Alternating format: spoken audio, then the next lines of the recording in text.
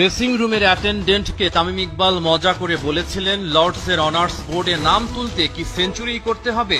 50-র জন্য একটা বোর্ড বানাও না।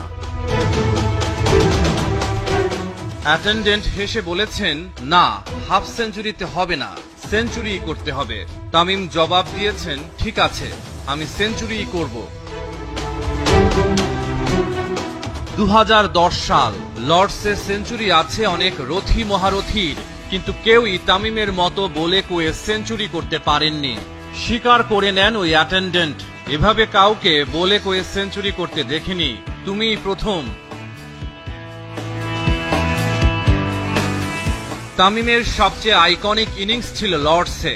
100 বলে 103 রান তুলেছিলেন তিনি। এই সেঞ্চুরির উদযাপনও ছিল মনে রাখার মতো। সেঞ্চুরি করা মাত্রই তামিম ইকবাল লাফিয়ে উঠে তার নাম লিখে রাখতে বলেন লর্ডসের অনার্স বোর্ডে। অভিমানী তামিম নিজেকে সরিয়ে রেখেছেন আন্তর্জাতিক ক্রিকেট থেকে।